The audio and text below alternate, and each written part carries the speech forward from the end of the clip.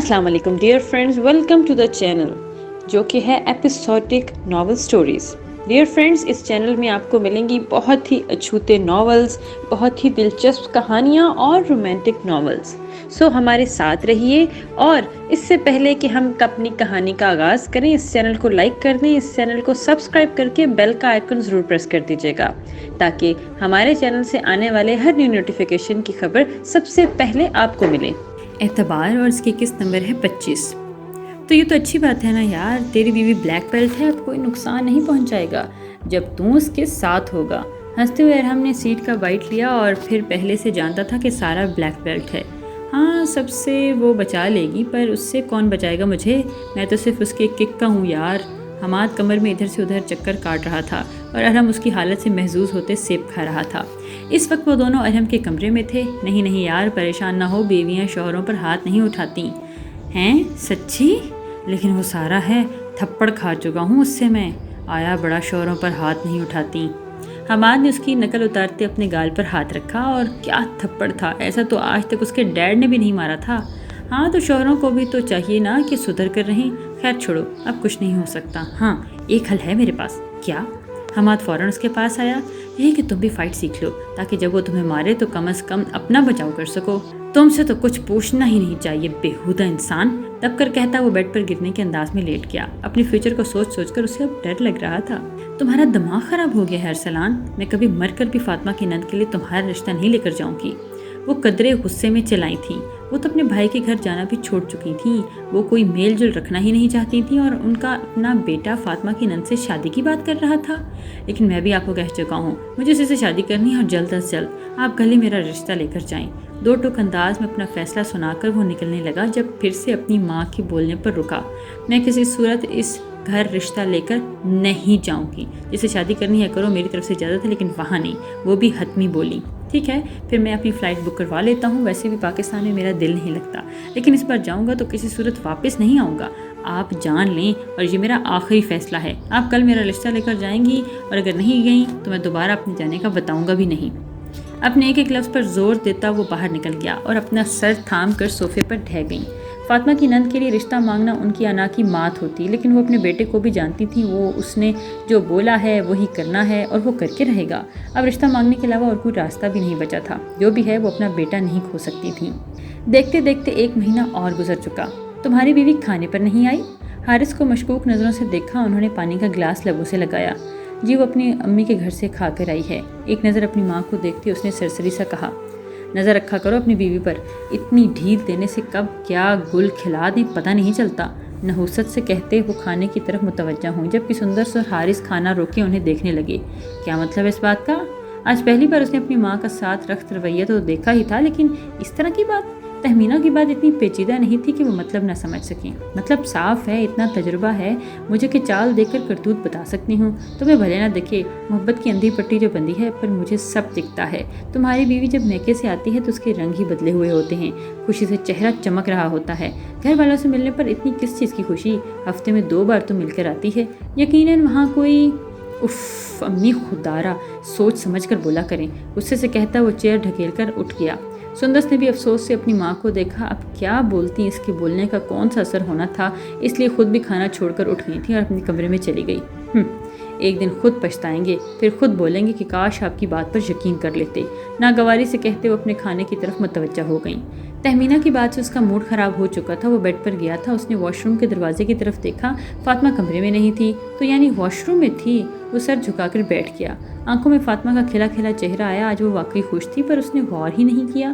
کانوں میں تہمینہ کے کہے جملے گونجے اور اس نے فوراً اسے ذہن سے جھٹکا، پر پھر دل سے سوال اٹھا کہ وہ خوش کیوں تھی۔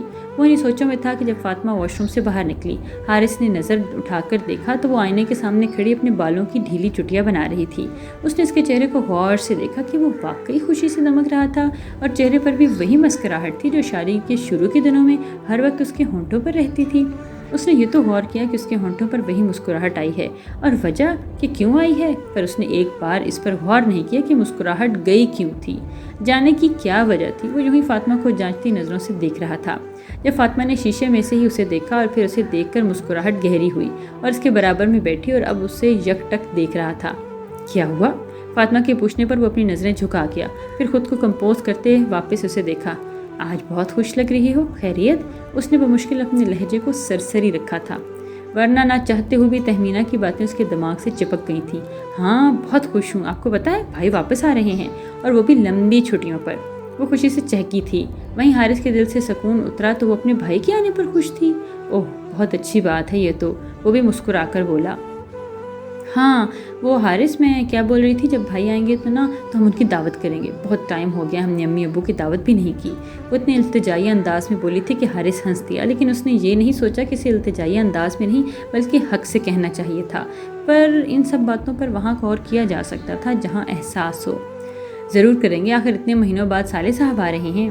हाँ, पर आप आंटी से पूछ लीजिएगा कि उनको कोई एतराज़ ना हो, किसी खदशे के तहत बोला। कोई बईद न थी, इसलिए भी मना कर दिया जाता। नहीं मना करेंगी अम्मी। इसके हाथ पर अपना हाथ रखे वो मुस्कुरा कर बोला। फातिमा ने भी मुस्कुराते हुए उसके कंधे से सर टिका दिया। वो अब ऐसी ही छोटी छोटी बातों पर खुश रहने लगी थी। जो खुशी मिल जाती उस पर खुश हो जाती। तो तुम कुछ ऐसा करो कि वो तुम्हारे पास आ जाए। ऐसा नहीं होता अरहम, इंसान जिससे मोहब्बत करता है उसे हासिल नहीं करता, उसे जीतता है। हासिल करने का क्या है? मैं चाहूँ तो एक लम्हे में उसके शौहर को मरवा कर उससे शादी कर सकता हूँ, लेकिन इससे इसी को तकलीफ़ होगी, और वो खुश अपने शौहर के साथ मोहब्बत करती है उससे। तो फिर तुम्हारी मोहब्बत का क्या होगा? यकीनन उसका शौहर तुम्हारे जितना तो नहीं चाहता होगा। उसे कायल कर रहा था या फिर खुद को कायल होने से रोक रहा था। मोहब्बत का दावा करके मैं उसको तकलीफ़ पहुँचाऊँ, ये मेरी मोहब्बत को गवारा नहीं। फीका सा मुस्कुराता वो अरहम को लाजवाब कर गया। बात मेरी इससे मोहब्बत की नहीं बल्कि बात उसकी मोहब्बत की है अरहम के। वो अपने शौहर को चाहती है। उसके जुमले पर अरहम का जहन कहीं और गया। मैटर तुम्हारा या उसकी शौहर की मोहब्बत का है ही नहीं। मैटर ये करता है कि फातिमा किससे मोहब्बत करती है, और मैं यकीन से कहता हूँ कि वो सिर्फ अपने शौहर से मोहब्बत करती है।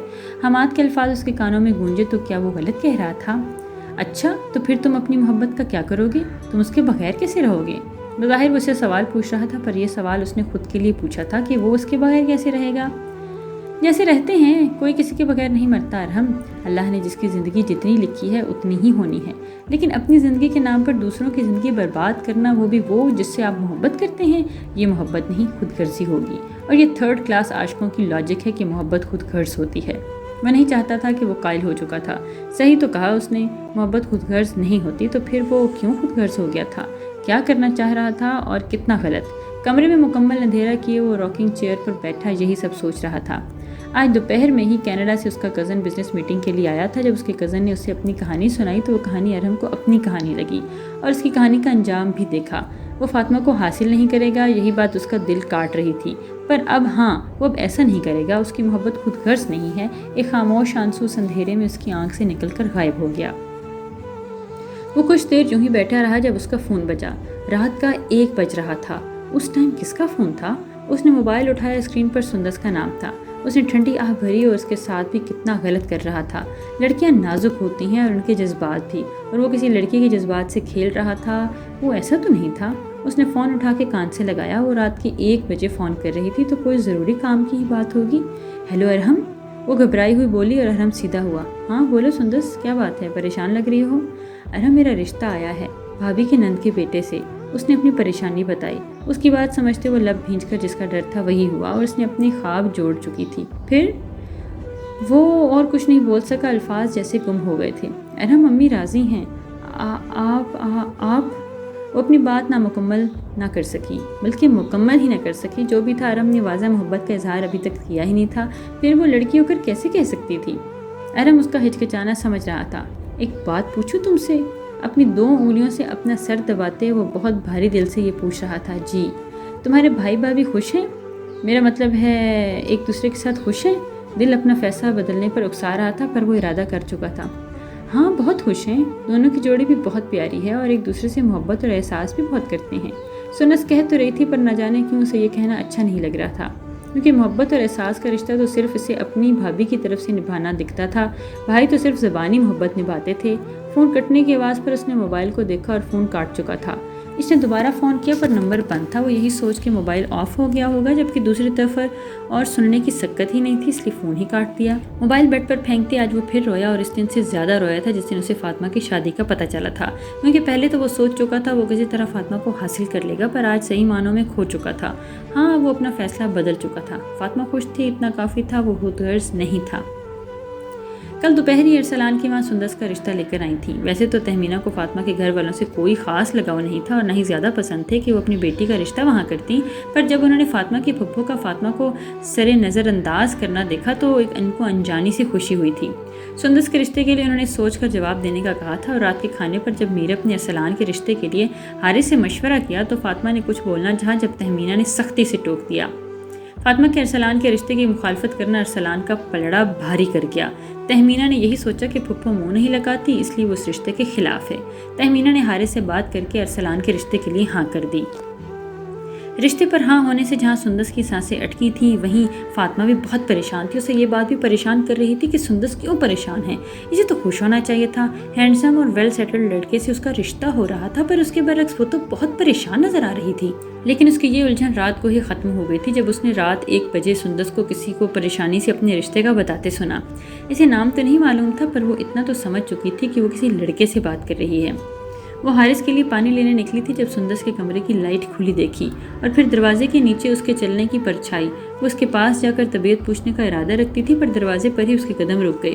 وہ مزید کچھ سنتی جب حارث کی پکار پر اسے واپس جانا پڑا. پہلے اس نے سوچا کہ حارث کو بتا دے، پھر فوراً اپنے خیال کو نفی کر کے بھی اس کی بات کو یقین نہیں کرتا. اور پورے گھر میں ایک سندس ہی تو تھی جو اس کے حق میں بولتی تھی، لیکن اگر وہ کسی کو بتا دیتی تو وہ بھی اس کے خلاف ہو جاتی، اور اگر نند خلاف ہو جائے تو گھر بسنا مشکل ہو جاتا ہے.